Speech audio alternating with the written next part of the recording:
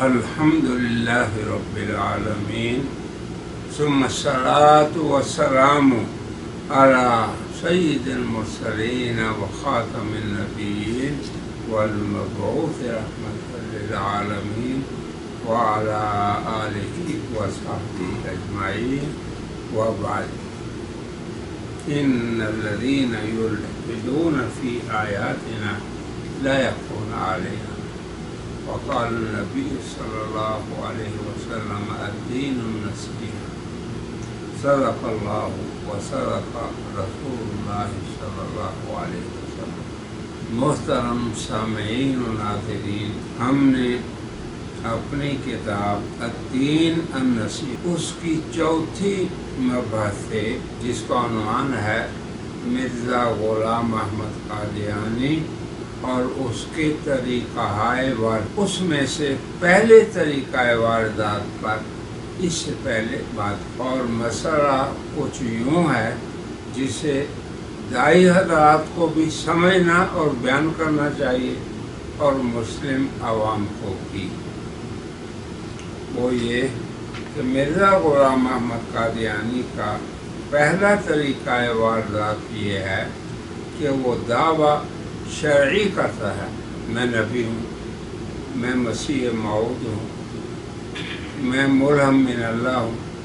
یہ سب شرعی عبارتیں ہیں، مگر ان کے ثابت کرنے کے لیے دلیلیں غیر شرعی ہوتی ہیں۔ وہ دعویٰ کرتا ہے میں نبی ہوں، مگر کسی قرآنی نص سے یا سنت کی نص سے نہیں ثابت کرتا، بلکہ اپنے اس الہام سے جسے ہم رحمانی نہیں شیطانی الہام کہتے ہیں کہ مجھ پہ موسلادھار بارش کی طرح وحی نازل ہو، یا وہ کہتا ہے کہ مجھے یہ الہام ہوا۔ اب آپ دیکھیں کہ وحی کا دروازہ خود اسلامی تعلیمات کی روشنی کے ساتھ ساتھ قادیانی تصریحات سے بھی ثابت ہے کہ محمد رسول اللہ کے بعد یہ چیز منقطع ہو، اور الہام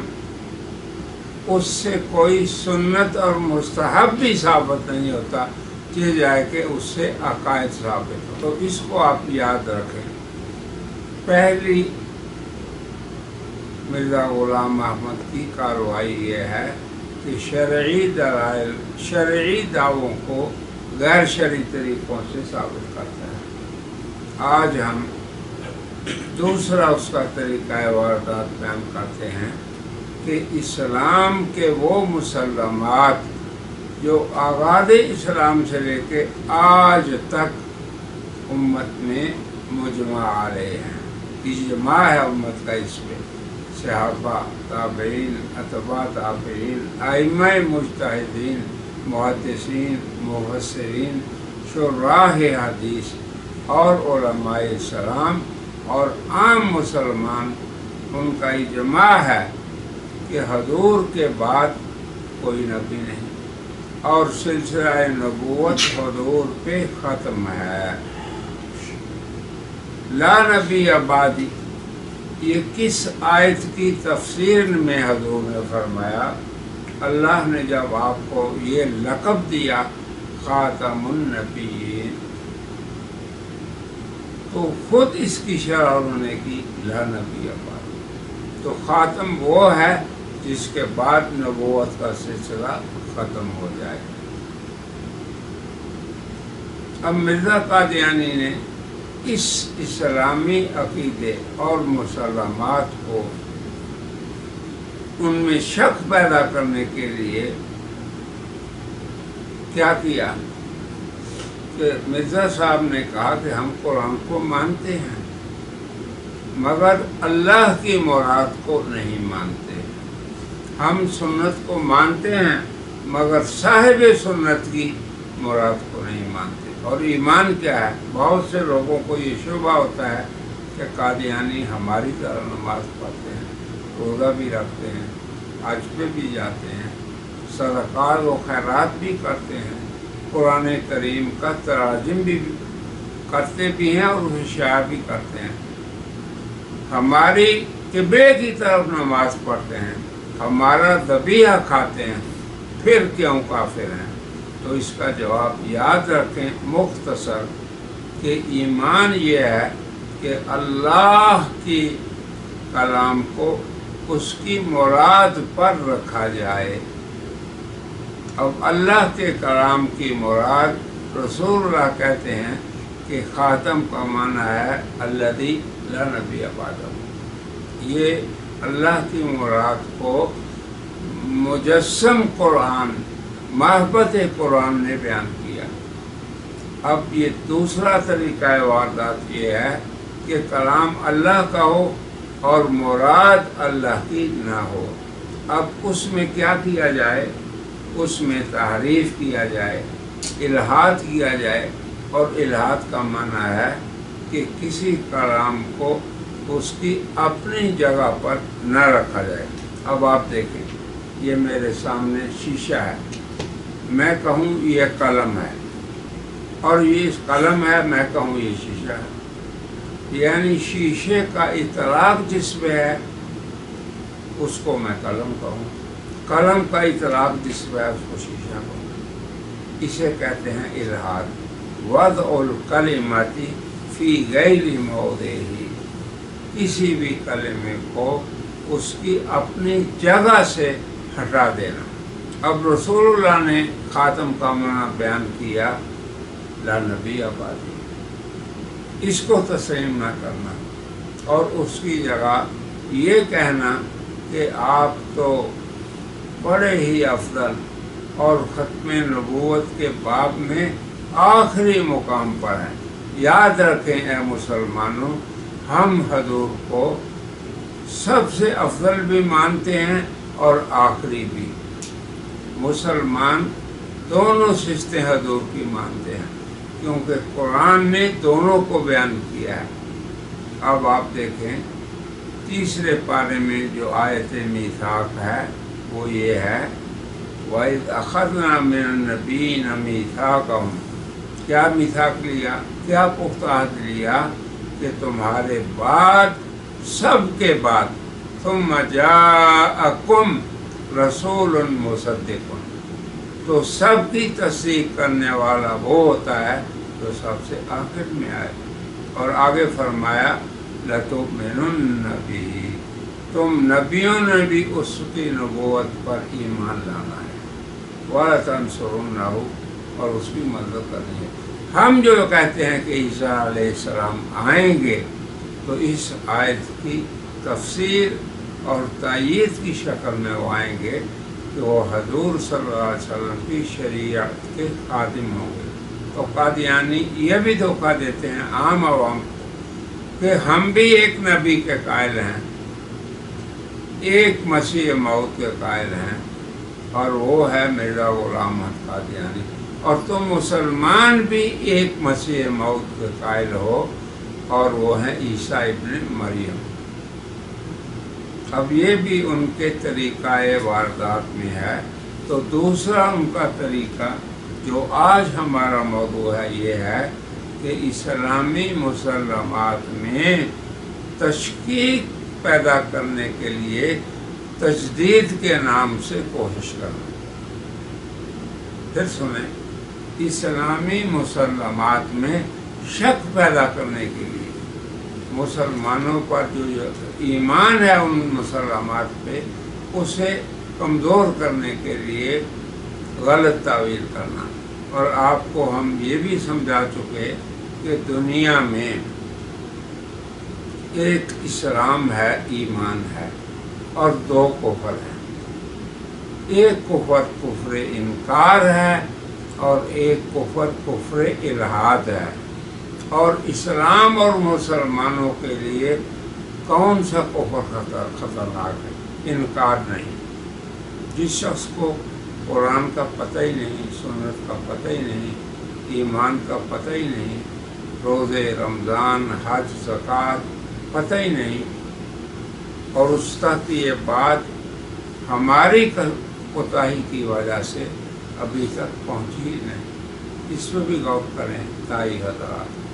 तो बहरहाल کفر انکار یہ ہے کہ مانا ہی نہ جائے، اور کفر الحاد یہ ہے کہ زبان سے اقرار کیا جائے ماننے کا مگر مراد کو نہ مانا جائے۔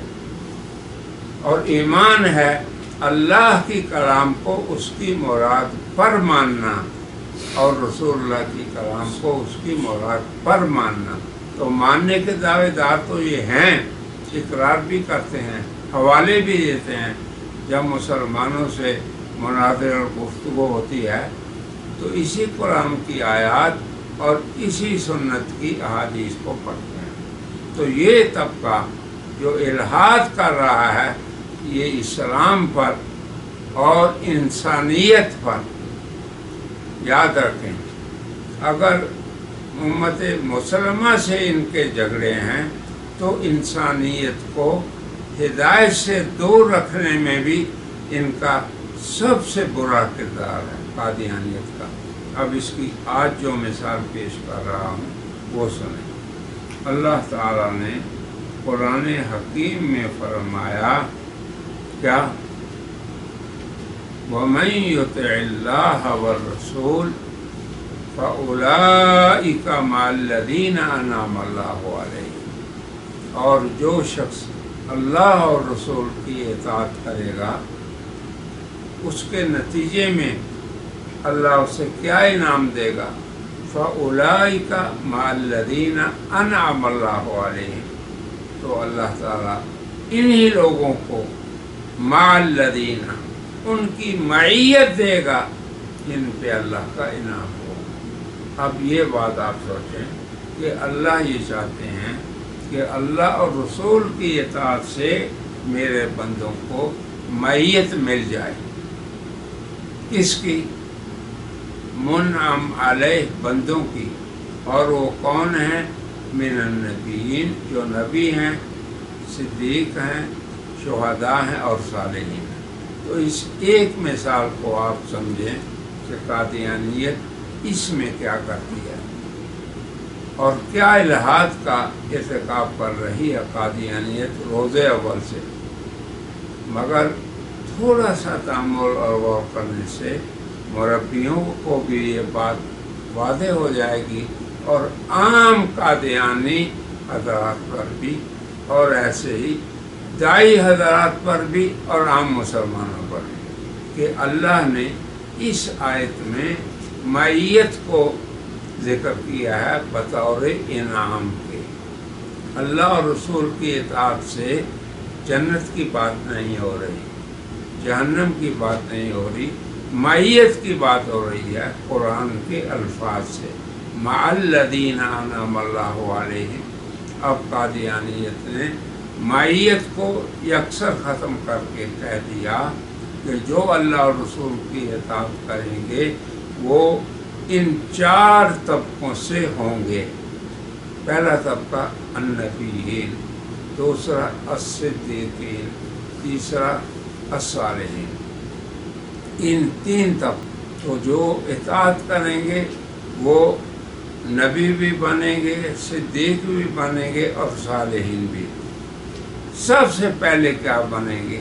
نبی، کیونکہ نبیین کا ذکر پہلے ہے، اور قادیانیت کے ہاں واو ترتیب کے لیے ہے، تو ترتیب میں اولین انبیاء، پھر صدیقین، پھر صالحین۔ میں آپ سے پوچھتا ہوں کیا انسانی عقل، فہم، فراست یہ تسلیم کرتا ہے کہ رسول اللہ اور اللہ کی اطاعت سے نبی بنے، اور اس پہ کوئی قرآنی نص نہیں؟ قرآن نے معیت کو بیان کیا، انہوں نے معیت کو نکال کے نبی ہونے کو بیان کیا۔ یہ ایک مثال ہے الحاد کی۔ اور یاد رکھیں کہ کفر انکار سے ہمیں کوئی نقصان نہیں کوئی پہنچا سکتا، البتہ کفر الحاد جو ہے یہ زیادہ خطرناک ہے کفر انکار سے۔ مگر میں یہ سمجھتا ہوں کہ اس میں بھی حکمت ہے، داعی حضرات کو مقام نبوت پہ قائم رہنا یہ نصیب ہوگا۔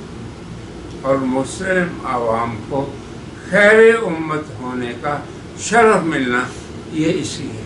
تو آپ اس مثال کو یاد رکھیں۔ مگر قادیانی معنی جو ہے اس کے ابطال اور رد کے لیے انشاءاللہ ہم اگلی مجلس میں بیان کریں گے۔